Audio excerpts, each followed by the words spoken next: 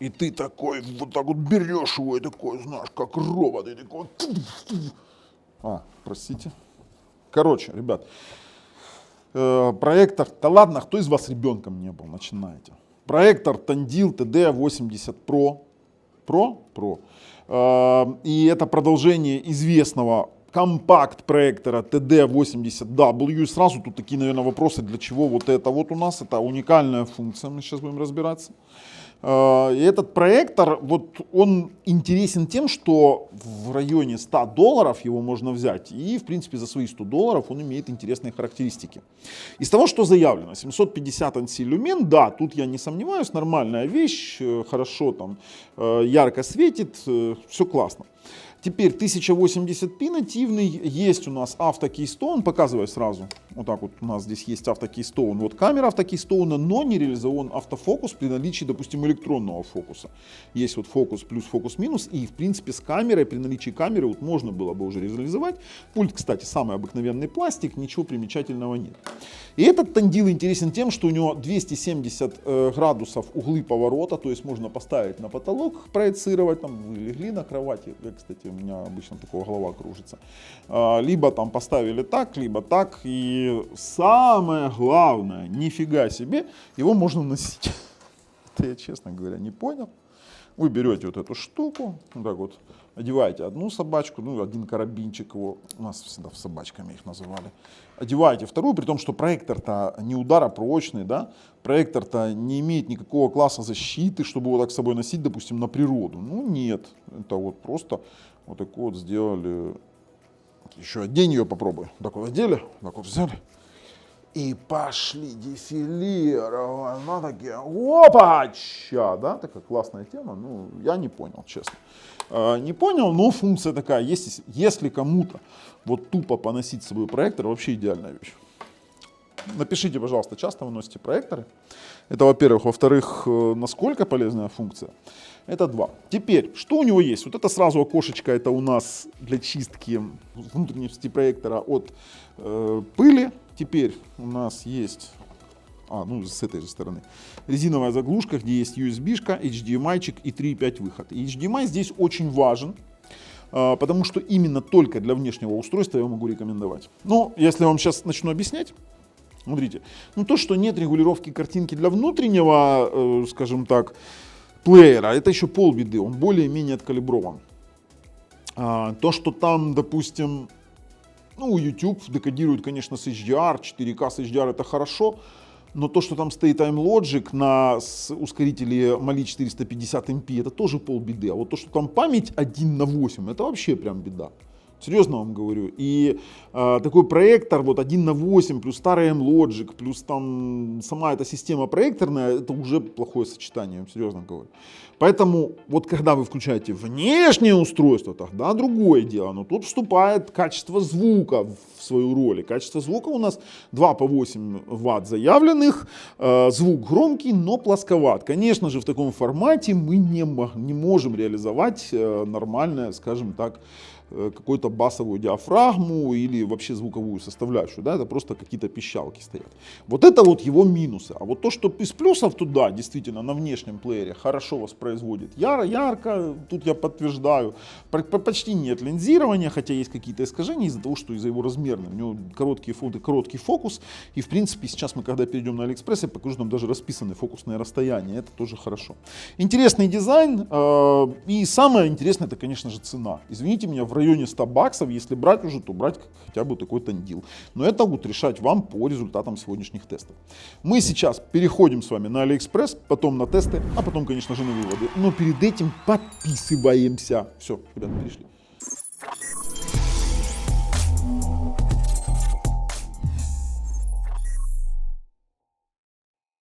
Слушайте, ну просили же дешевле $100. Ну вот вам, пожалуйста, дешевле $100, еще с промокодом, а еще по ссылке, если перейдете, и сейчас вдруг распродажа, то он еще дешевле. Но мы не про это. Давайте пойдем посмотрим, чего там. Кстати, ссылка в описании под видео. Короче, ребят, яркость 13,5 тысяч люмен оптических, либо 750 ANSI. Контраст В отличие от TD80W, который был, они увеличили контраст. Здесь 20 тысяч к одному, там был 10 тысяч к одному. Нативное разрешение 1080p, поддержка HD ARC и HDMI CIC. Посмотрим, есть ли или нет. Ну, вот это вот Powerful 2 на 8 спикеров. Сомнения. Поддержка Miracast DLNA. Тоже будем посмотреть. Ну, 4К декодинг, ладно, сейчас проверим. А вот это вот его можно носить. Блин, я честно вообще не понял этого прикола. Носить с собой этот проектор. 270 градусов у нас поворотная позиция. У нас есть автоматический Keystone, да, и электронный фокус. Электронный фокус — это значит не автоматически, а кнопками. Есть у нас зум и 4-точечный Keystone. Ну ладно, что тут 1 на 8, все. У меня все сразу упало внутри. Тупо для внешнего проигрывателя. Увеличили по сравнению с TD80W яркость почти в 2 раза и контраст ровно в 2 раза. Но пишут Ultra Fast Wi-Fi 6, я не подтвержу, что в YouTube дает Connect 13 мегабит, хотя 280 мегабит дает в AID. И Android 13. А все. А больше ничего такого интересного нет. Есть регулировка звука, регулировка картинки. А тут сюрприз, как всегда, для внешнего проигрывания на внутреннем плеере нет. И вот фокусные расстояния. 1,5 метра 50 дюймов до 3,6 метров 120 дюймов. Лучший вид 100 дюймов с 300, с 300 говорю метров, господи, с 3 метров. Про звук вообще забудьте, звук очень-очень слабый.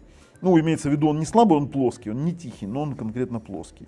Режим мышки, ну, такое себе. На потолок. А, вот это вот, кстати, прикольно. Там на потолок можно проецировать, ты лег, короче, и все. Вот это, кстати, классно, да. Ладно, слушайте, что могу сказать. Будем сейчас переходить, смотреть, уже тестировать. Ссылка в описании под видео. Ну и, конечно же, подписывайтесь и нажимайте колокольчик. Так, друзья, смотрите. Проектор. Стандартная проекционная вот эта вот оболочка, которая есть, китайская. Мы видим, что здесь есть Google Play, в который я сразу не советую заходить, потому что у меня каждый раз, когда я захожу со своим аккаунтом в Google Play, то у меня сразу же Google аккаунт начинает ругаться на попытку взлома. Ну, короче, как-то так. Но есть китайский App Store, откуда, в принципе, все можно достать. У нас есть, смотрите, Miracast, который, ну, сразу же проверяем то, что в принципе заявлено из того, что мы там видели. Давайте я скринкастинг включаю, ищем, есть ли у нас такое. Так, X11 пока вижу. Список равноправных устройств. OnePlus 13, а вот, кстати, да, будем транслировать весь экран. Принять. И он подключился. Да, скринкаст работает, все нормально вроде бы. То есть, ну, давайте так, настройки. Здесь хорошо, в принципе, оценивать, как оно пойдет, допустим, вниз, вверх, задержка. Да, задержка есть, поэтому так, чисто что-то показать, да, можно даже кино попробовать закастить, но что-то, допустим, играть со смартфона, нет, это не подходит, слишком большая задержка. Теперь дальше. У нас есть настройки стандартные, идем в сами настроечки и видим, что у нас есть поддержка интернета, да, там все фактически прикольно. Я могу сказать так, что мы не будем тестировать скорость его, потому что, я не рекомендую его использовать без внешнего устройства с памятью 1 на 8, и я не могу его нормально установить, нормальные тесты без Play Market, а загонять сюда какую-то флешку не хочу. Теперь дальше. Из языков есть русский и украинский, пульты и аксессуары, здесь есть Bluetooth, и в настройке проекции, как мы видим, у нас есть автоматическая проекция трапеции. Я здесь чуть-чуть масштабированием поигрался. Почему? Потому что мне надо было вместить в экран, и есть коррекция трапеции по 4 точкам. Ну, это как бы, вот, ну, смотрите. Вот таким вот образом. Все абсолютно стандартно. Фокуса автоматического у нас нет. Осуществляется он вот так вот 2 кнопкой. Да, тут можно фокусировать. У нас на пульте это все есть. настройки автозагрузки есть, это в принципе неплохо, режим включения ожидания, либо включения и канал включения на источник сигнала, либо home, либо запустить приложение какое-то. Удобно, если у вас там где-то он стоит и запускается какое-то приложение, допустим, для родителей. В настройках больше ничего интересного такого нет для нас, никакой регулировки картинки вообще нет. Если пойти об устройствах, то здесь видим Android 13, 1.8 и все. Регулировка картинки есть здесь, но она по факту чуть по-другому все это дело работает. Я вам сейчас это покажу. Давайте мы сейчас с вами оценим, можем ли мы сделать с вами калибровку. Давайте идем в программы. Кстати, доступ к диску по источникам сигнала получить не удается. Здесь только HDMI. И это надо будет делать только через файловый менеджер. Давайте посмотрим. Видит и NTFS диски exFAT. Сейчас мы сразу же бурош картинки протестируем. Ну, где наши там бурошики? 24 кадра нет, даже не рассматривайте. Нет 24 кадров. Поехали, смотрим. Оверскана нет. Ну, это и хорошо, не очень. Смотрите, яркости здесь не хватает, ее надо коррегировать. Контраст отлично. Здесь, кстати, контраст 20 к 1, да, это вот, в принципе прям видно. Девчонок тоже надо коррегировать. Поэтому я думаю, что только внешнее устройство, потому что там именно можно сделать корректировку. Но основные цвета, я вам сейчас покажу вставочку на Ambient, да, наш тест на Ambient. В принципе, 750 ANSI, да, в принципе, неплохо, видите, дает Ambient, потому что, опять же, у нас освещенное помещение. И мы с вами видим, ну, давайте доберемся с основных цветов до какого-то изображения. Да, в принципе, Ambient эффект дает нормальный. Черный даже неплохой.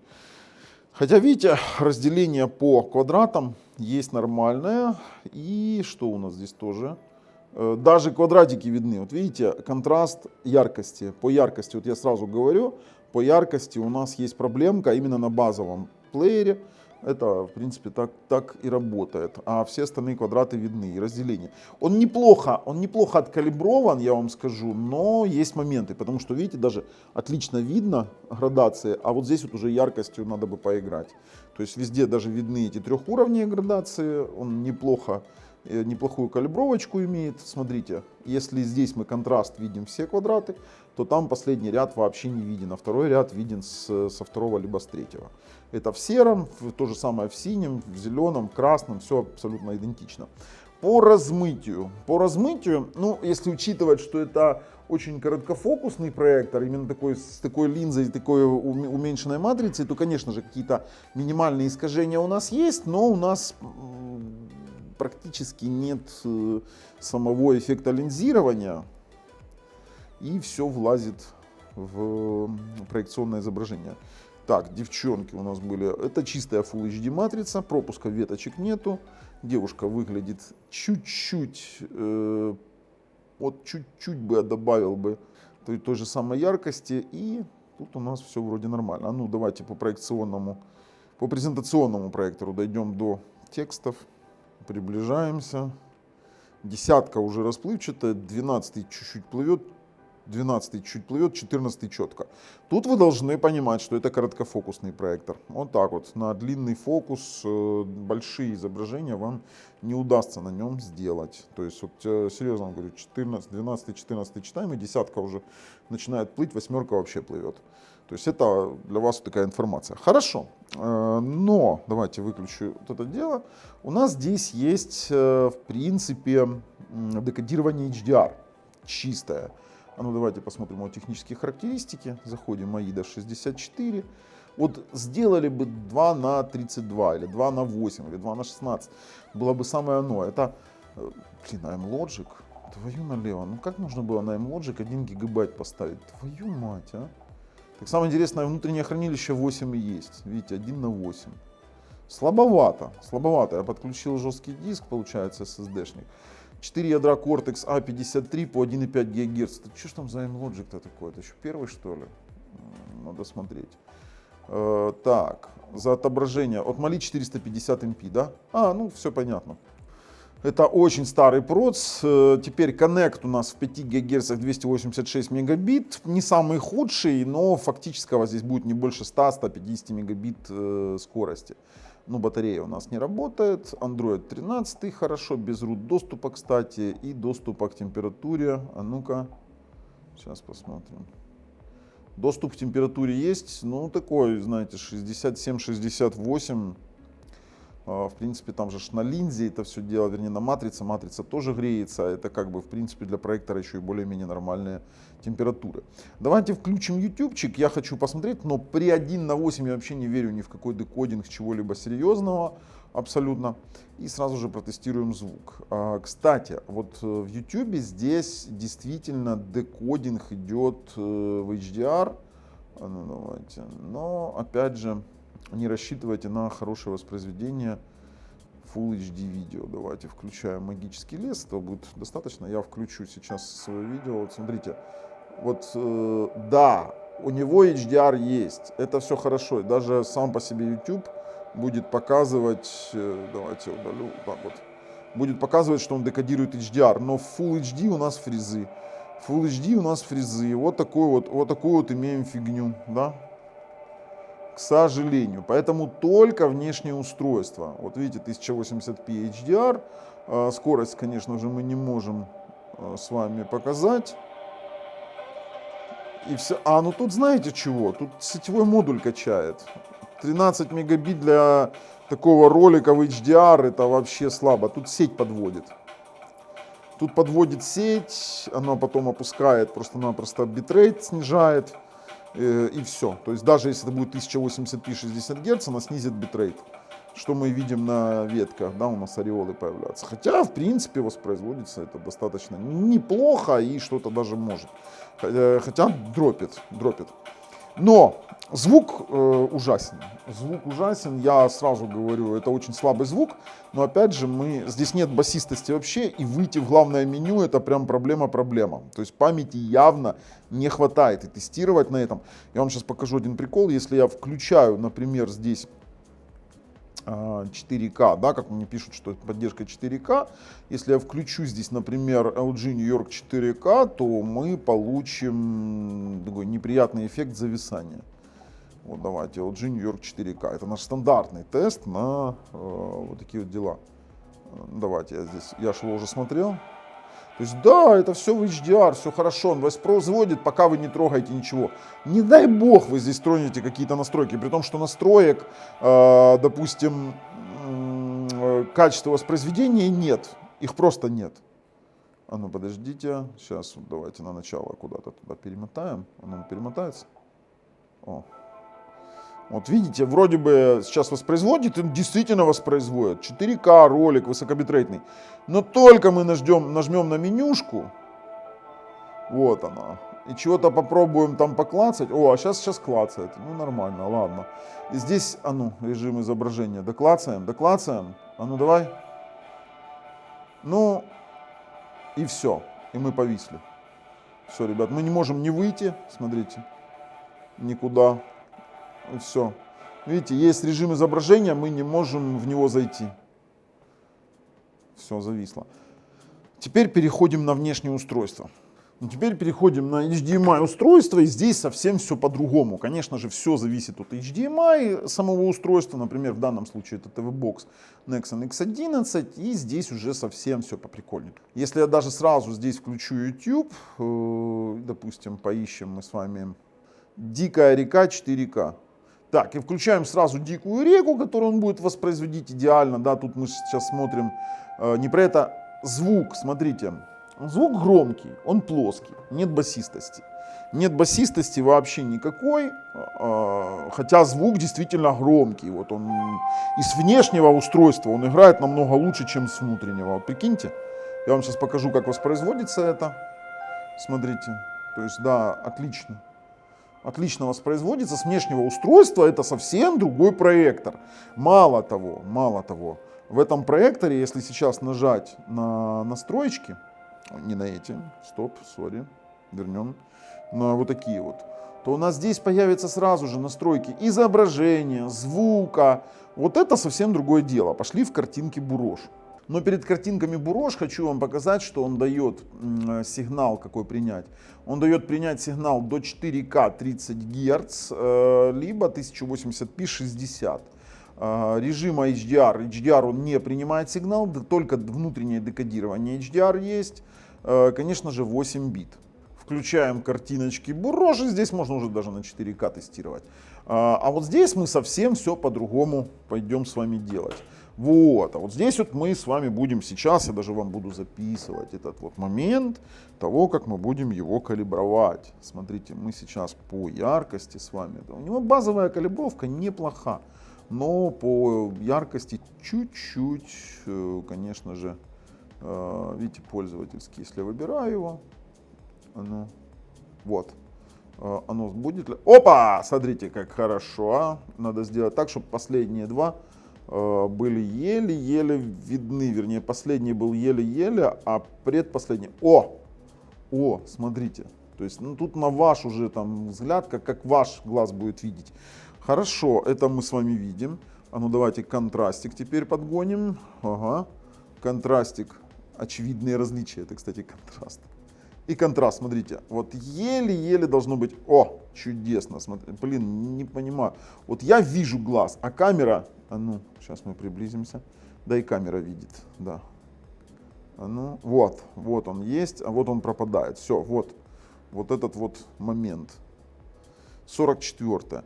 И теперь по насыщенности, конечно же, тут уже субъективная, девушки, как по мне, чуть-чуть, перенасыщенный, вот чуть-чуть, вот где-то 40, по румянцу надо смотреть, 45. А по ясности это вот, знаете что, это sharpness по сути. Это вот можно прикрутить, закрутить его, оно будет такое сверхчеткое, но тут надо понимать, насколько вам нравится такое изображение. Все, можно в принципе, смотрите какая прелесть, при том, что мы еще и звук можем там регулировать. Сейчас мы сделаем на единичку. И покажу вам сейчас уже качество картинок. Смотрите, девчонки красивые, здесь все отлично. Здесь тоже все различимо хорошо. Смотрите, все квадраты видны. Опять же, все видны, но вот здесь вот уже, видите, тут надо будет еще цветами поиграться, хотя вот я их вижу, камера не передает. Тут либо мне надо задрать просто-напросто сейчас контраст, чтобы вы увидели, и тогда мне главное до яркостно-контрастного анализа добраться. Сейчас я покажу. Смотрите, все квадраты видны с первой полоски. Вы же понимаете, что каждый сам под себя должен, в принципе, делать калибровку под свой глаз. Для этого и делаются тестовые картинки. Смотрите, девчонки вполне хорошо выглядят, загоревшие такие. Вот это правильно, когда, смотрите, хорошо видны красные прожилки на глазу, да, видны хорошо все веки. У нее такая кремовый цвет лица, не белесый, а кремовый. И здесь бэкграунд 0 тоже очень даже неплохо. Что могу сказать по проектору? Проектор неплох, давайте с внешнего сейчас LG New York 4K воспроизведем. Проектор неплох только для внешнего устройства. Достаточно неплохая яркость в принципе-то своем. Так, теперь включаем LG New York 4K, включим, посмотрим, кстати, тоже вам покажу на видео, как это все дело воспроизводится. Смотрим, смотрите, здесь уже идет конверсия в SDR, но мы же не забываем, что это TV Box X11 на Realtek, тут достаточно классная картинка для проекторов, и все отлично. Слушайте, готов уже прорезюмировать данный проектор, то есть на внутреннем, скажем так, плеере это, конечно, все печально, хотя он там может декодировать HDR, а вот на внешних плеерах это прям хорошо. Знаете, что еще единственное, хочу чуть-чуть посмотреть по регулировке звука. Вот по звуку, что у нас тут? Звуковой режим стандарт, пользовательский включим. Что мы здесь можем? Баса все равно здесь нет. Что мы здесь хотим регулировать? Смотрите, еще один момент. Дело в том, что кроме изображения звука, здесь можно в настройках делать таймер сна, переход в режиме ожидания, выбрать, когда, через сколько, там поставить. У нас есть таймер сна без сигнала, напоминание скрин, номинальный скрин, это значит, когда нет сигнала, синий либо черный. Есть поддержка HDMI ЦИК, при этом полноценная, даже если, и есть поддержка ARC и eARC. Вот это, кстати, прикольно. Режим HDMI видео либо ПК, либо авто, ну это уже такое себе дело. Играть на нем я точно не буду, потому что задержку я и так прям чувствую. Все, на этом все. В качестве выводов скажу, если вам там вот так вот стать, такое пеу-пеу, ну это классно. Если поносить, то тоже офигительно. И если, допустим, на внешнем устройстве посмотреть чего-то, то очень даже можно. Я не скажу, что нельзя, в районе $100 это прям достойно. А если вот внутренний плеер и там хотите 4К декодинг в HDR, то ну нет, ребят, ну чудес не бывает. И цена всегда была показателем качества. Хотите хорошее, берите дороже. И то там, правда, не все хорошо так. Поэтому я могу рекомендовать только при условии внешнего плеера, имеется в виду внешнего ТВ-бокса либо компьютера. Я могу рекомендовать при условии того, что, допустим, вам именно нужен такой формат, и вы очень ограничены в бюджете. Для внутреннего проигрывания, если вы не готовы ничего подключать, то, извините меня, рекомендовать такой не могу. Я должен быть максимально честным. А с вами был Bubble. Ссылки в описании под видео. На канале Технозон. Пока.